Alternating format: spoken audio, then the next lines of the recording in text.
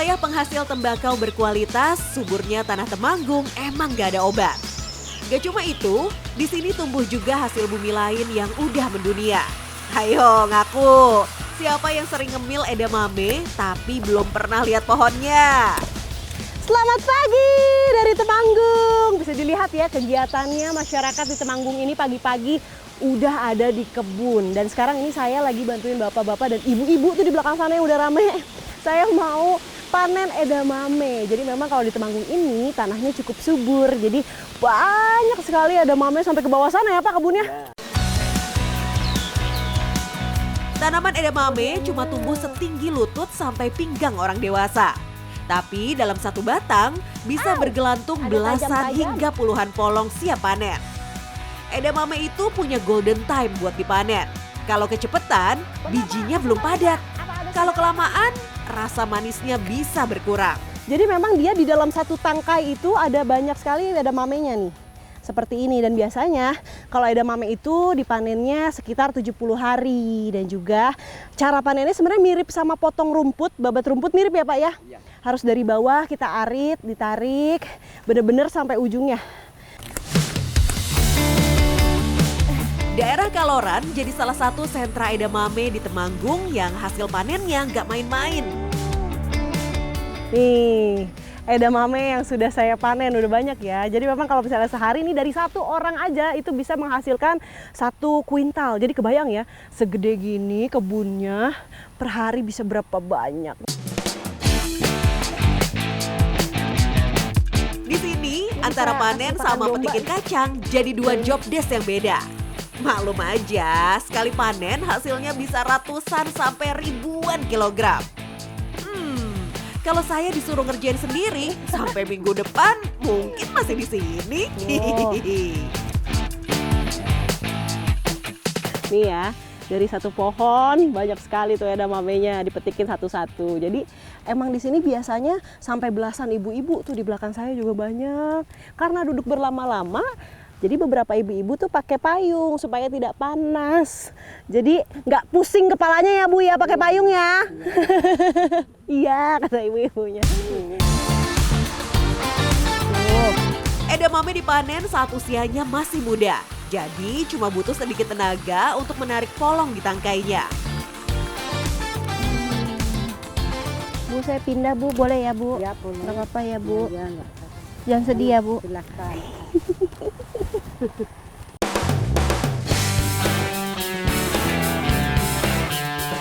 Sekilas tuh edamame sebenarnya bentuknya tuh mirip seperti kacang kedelai ya. Tapi bedanya kalau edamame itu jauh lebih besar ukurannya. Sebenarnya ini juga bisa dimakan langsung ya Bu ya? Bisa. Bisa ya? Kan biasanya saya tuh direbus. Ya, direbus. Dimakan langsung pun bisa ya? Enak Bu. Boleh ya? Saya buka ya Bu? Iya. Satu, begini kan Bu? Agak manis kan? Agak manis, tapi lebih enak direbus. Iya. Soalnya kalau belum direbus tuh masih kerasa mentahnya. Iya. Masih ada sedikit getah-getahnya gitu ya Bu ya. Tapi tetap ada manisnya. Enak, tapi lebih enak direbus. Iya. Ini versi edamame paling fresh yang pernah saya makan. Teksturnya renyah mirip petai dengan rasa dan aroma yang daun banget. Mau Bu? Coba Ibu makan? Enggak matang mau. Gak mau kalau mateng mau. Enak juga kok Bu. Ya tapi enakan mateng Bu. Pantesan aja, ibu-ibu di sini gak ada yang mau saya kasih. Ibunya pada nggak mau, saya doang yang makan. Maaf ya Bu, Ibu udah biasa ya soalnya ya. Iya. Sekarang saya mau berburu binatang liar yang suka bersembunyi. Targetnya kecil, tapi bikin banyak orang merinding. Tuh, nah nyangkutnya ke sini.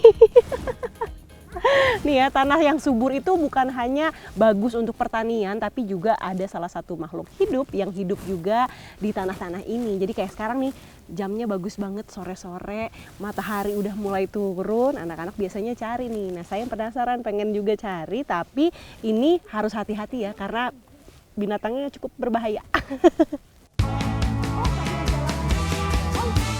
Kalau anak kota nunggu senja buat ngopi atau lihat sunset, anak-anak di Walitis Temanggung punya agenda yang jauh lebih seru. Berburu kalajengking. Pelan-pelan. Dapat! Siapa namanya? Zidan! Caranya tuh cuma disodok-sodok begini sampai dia ngejepit, baru kita tarik. Jadi emang kerasa sih sebenarnya kalau tadi saya cobain. Dia tuh narik dari dalam, terus kita agak susah nih nariknya dia. Harus cepet-cepet nih, tapi bahaya ya. Jangan pernah pegang bagian tangannya, karena nanti dia akan jepit. Nah ini, tonggeng atau kalajengking. Kalajengking lebih aktif di malam hari. Predator ini suka ngumpet di lubang tanah dan tempat lembab saat siang untuk bersarang. Kalajengking ini tuh introvert, sukanya sendirian ketimbang nongkrong sama teman-temannya. Jadi kalau udah dapet satu, ya harus cari lubang lain buat nemuin kalajengking lain. Oh, pokoknya pegangnya bagian ujungnya, di buntutnya.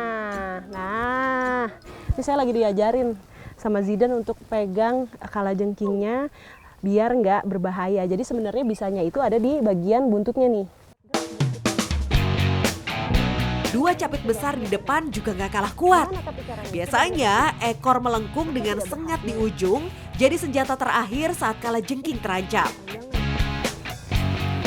Oh dia capit nih, tuh capitnya tuh.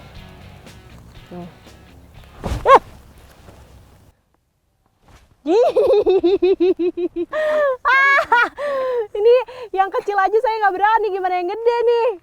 Awas, nanti kamu kena. Pas dipegang dia malah bergerak ya. Nah, berhasil. Cara pegangnya gini. Bagian buntutnya yang kita pegang satu ruas lah.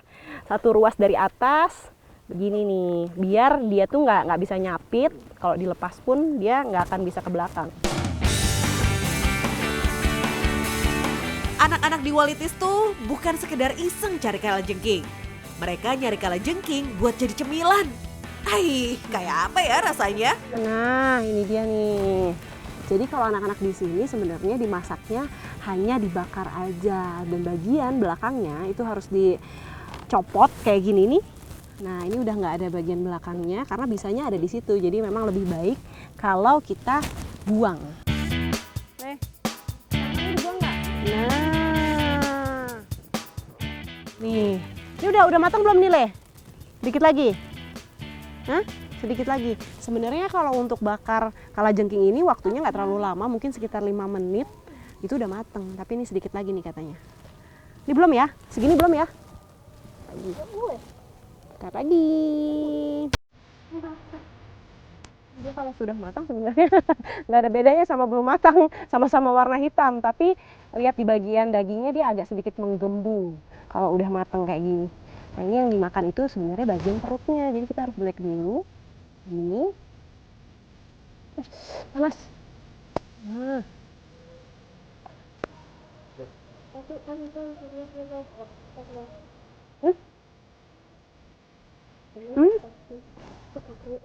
Rasanya tuh agak sedikit pahit, tapi gurih juga. Enak ya.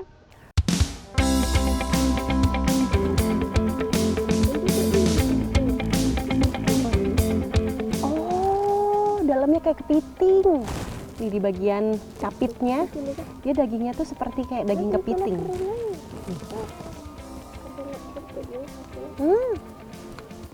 Lebih enak kakinya ya? Lebih enak kakinya.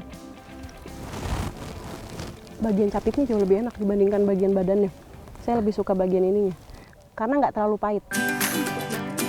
Daging kalajengking yang udah matang, tekstur dan rasanya mirip kayak ati ampela ayam. Agak pahit, tapi rasanya emang senagih itu. Nah, untuk masyarakat di sini sebenarnya kalajengking ini punya manfaat untuk anak-anak yang suka ngompol. Biar nggak ngompol itu makannya ya bagian perutnya ini. Kamu ya masih suka ngompol nggak? Siapa yang di sini masih suka ngompol? Kamu ya Zidan ya? Hah? Atau kamu, Fahri? Enggak.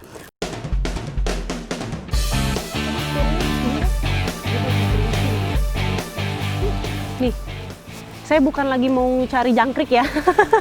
Jadi ini tuh tanah liat sebenarnya, tapi dimanfaatin sama masyarakat di desa Miriombo untuk menjadi salah satu apa ya, bisa dibilang perawatan kecantikan alami. Perawatan rambut di salon mahal? No, no, no ya.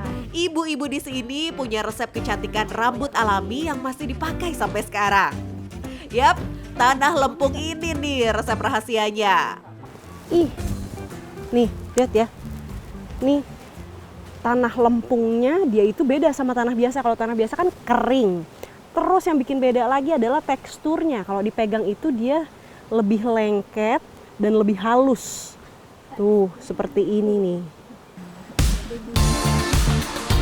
Gak semua tanah bisa dipakai untuk perawatan rambut.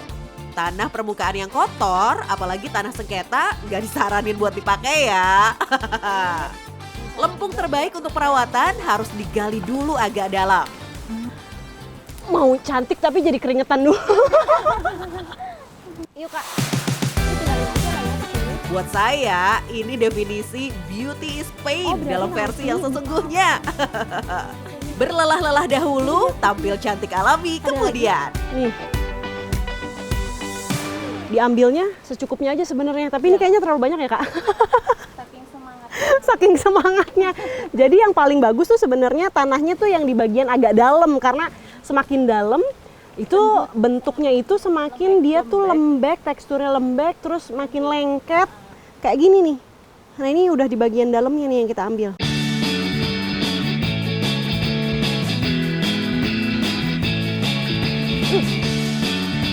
Ini nih, saya lagi coba lihat untuk gimana cara bikin si tanah lempung ini menjadi salah satu tradisi atau kearifan lokal yang masih dijaga di sama masyarakat, termasuk untuk menjaga kulit kepala.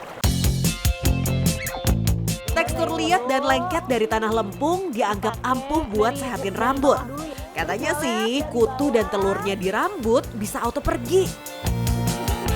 Kalau dari segi rasa, enak. Di kulit kepala itu jadi scrub. Jadi dia mengangkat kulit-kulit mati yang ada di kepala seperti ini. Tapi untuk di bawahnya ini jadi agak sedikit keras ya ternyata. Tuh, kelihatan kan? Jadi kaku. Buat saya, ini jadi pengalaman pertama nyoba keramas pakai tanah lempung. Awalnya saya agak underestimate sih sama hasilnya. Tapi ajaibnya, sebentar aja efeknya langsung kerasa. Iya loh, ternyata lama-lama menjadi halus nih rambut saya. Beda sama yang sebelah sini, ini belum dipakai, masih agak sedikit kasar. Nah ini udah, ini kalau dipegang tuh halus banget. Saya pikir tadi awal-awal keras, ternyata enggak, lama-lama digosok-gosok rambutnya pelan-pelan sambil disisir-sisir gini, dibilas, jadi lembut. Asli deh, ini sungguh di luar ekspektasi. Saya kira rambut bakal makin kotor, malah terasa segar dan lembut habis dibilas.